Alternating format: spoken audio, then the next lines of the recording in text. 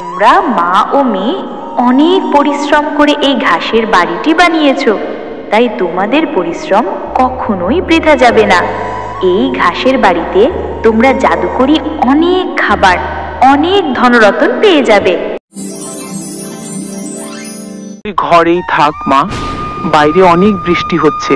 আমি বাগিনী ম্যাডামের বাড়িতে কাজে যাব। ঘরটাও ভেঙে গেছে। এই ঘরের মধ্যে কি করে যে তোকে রেখে যাব, আমার বেশ চিন্তা হচ্ছে তোর জন্য। মা, এই বৃষ্টির মধ্যে তোমার যেতে হবে না মা, তুমি বাড়িতে থেকে যাও না মা। এই বৃষ্টির মধ্যে তুমি কি করে যাবে? তুমি বৃষ্টিতে ভিজলে যে অসুস্থ হয়ে পড়বে। আজকে কাজে যেতে হবে না মা। আমি তাড়াতাড়ি কাজ ছেড়ে তারপর তোর কাছে চলে আসব। আচ্ছা ঠিক আছে মা, তুমি সাবধানে যেও। এই বৃষ্টির মধ্যে আমাদের ছাতাটাও ভেঙে গেছে, তোমাকে যে ভিজে ভিজে যেতে হবে।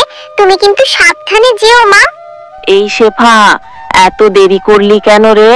প্রতিদিন এইভাবে দেরি করে কাজে আসলে কাজগুলো কখন শেষ করবি তুই? ম্যাডাম, বাইরে প্রচন্ড ঝড় বৃষ্টি শুরু হয়েছে।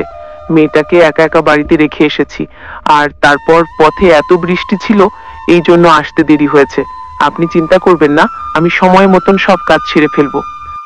আচ্ছা ঠিক আছে, যা রান্নাগুলো শেষ করে আমার বাগানের ঘাসগুলো পরিষ্কার করবি। আগাছাতে আমার বাগানটা নষ্ট হয়ে যাচ্ছে, ঘাসগুলো সুন্দর করে কেটে নিবি। আচ্ছা ঠিক আছে ম্যাডাম, আমি রান্না বান্না সবকিছু সেরে নিচ্ছি, কিন্তু ঘাস কাটার কাজটা যে আমার না, ওটাও কি আমাকে করতে হবে? আর আমি ওটা করে দিলে আপনি আমাকে বাড়তি কিছু টাকা দিয়ে দিন। আরে শেফা, মাস গেলে তোকে মাইনে দে, আবার বলছিস ঘাস কাটতে পারবি না? তোকে যেই কাজ করতে বলবো সেটাই করবি, এত বাহানা করবি না।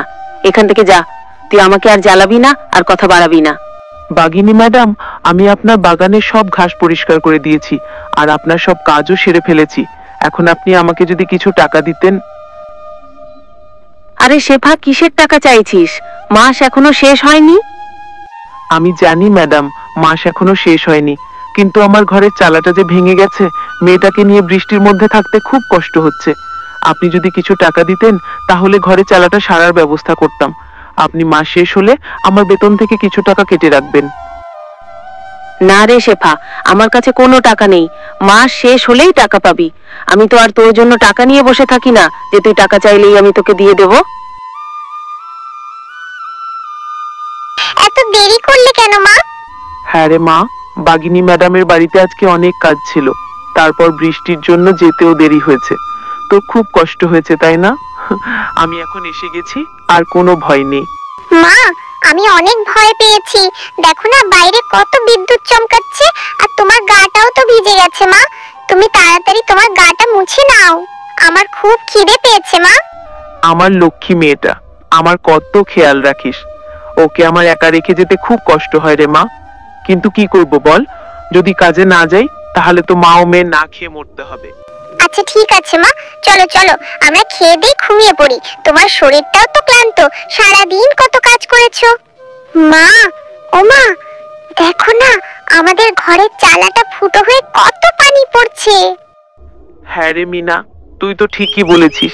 এইভাবে যদি পানি পড়তে থাকে তাহলে যে পুরো ঘরটা পানিতে ভরে যাবে। এখন যে কি করব? বাগিনী ম্যাডামের কাছে কিছু টাকাও চাইলাম ঘরটা ঠিক করানোর জন্য, কিন্তু কোনো টাকাই দিল না। ও মা, তাহলে আমরা কি করে ঘুমাবো বলো? আমাদের বিছানার উপরে যে পানি পড়ছে, এইভাবে পানি পড়তে থাকলে ঘর যে ভাসিয়ে নিয়ে যাবে। তুই চিন্তা করিস না রে মন, আল্লাহ নিশ্চয়ই একটা ব্যবস্থা করবে। একটু কষ্ট করে আজকে রাতটা ঘুমিয়ে যা, কালকে কিছু একটা ব্যবস্থা করে নেব।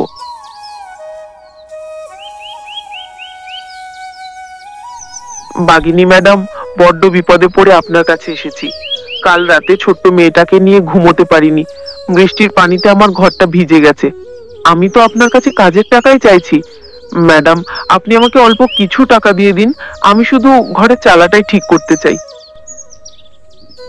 শেফা, তোর যদি কাজ করতে ভালো না লাগে তাহলে তুই চলে যা, তোকে কাজ করতে হবে না।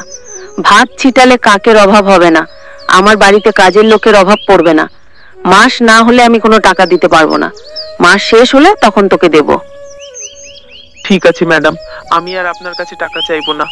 দেখি অন্য কোনো উপায় নিশ্চয়ই আল্লাহ একটা ব্যবস্থা করে দেবে। ও মা, তুমি এতগুলো ঘাস এনেছো কেন?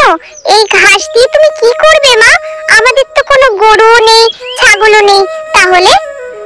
হ্যাঁ রে মিনা, এগুলো কোনো গরু ছাগলের জন্য আনিনি, এগুলো দিয়ে আমাদের ঘরের চালাটা মেরামত করব। ঘাস দিয়ে তুমি কি করে ঘর মেরামত করবে মা? ঘাস দিয়ে কি কখনো ঘরের চালা ঠিক করা যায়? আচ্ছা ঠিক আছে, তুমি তাহলে সুন্দর করে আমাদের ঘরের চালাটা ঠিক করে দাও দেখি।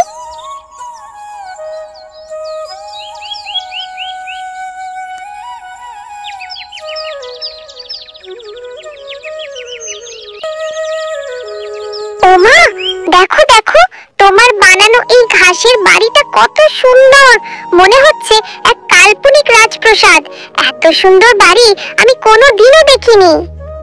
হ্যাঁ রে মিনা, তুই ঠিকই বলেছিস, তোর পছন্দ হয়েছে তাহলে তো ভালোই। আমাদের মা ও মেয়ের জন্য এইটা একটা রাজপ্রাসাদ রে মা। এখন থেকে আমাদের মা ও মেয়েকে আর বৃষ্টির মধ্যে ভিজে ভিজে রাত পার করতে হবে না। তোমরা মা ও মেয়ে অনেক পরিশ্রম করে এই ঘাসের বাড়িটি বানিয়েছো, তাই তোমাদের পরিশ্রম কখনোই বৃথা যাবে না। এই ঘাসের বাড়িতে তোমরা জাদুকরি অনেক খাবার, অনেক ধনরত্ন পেয়ে যাবে। তোমাদের আর কখনো কোনো অভাব থাকবে না। তোমাদের আর অন্যের বাড়িতে কাজও করতে হবে না। আরে, এই গাছের বাড়িটা তো দেখছি কথা বলছে। এইটা কি তাহলে জাদুর ঘাসের বাড়ি হয়ে গেল?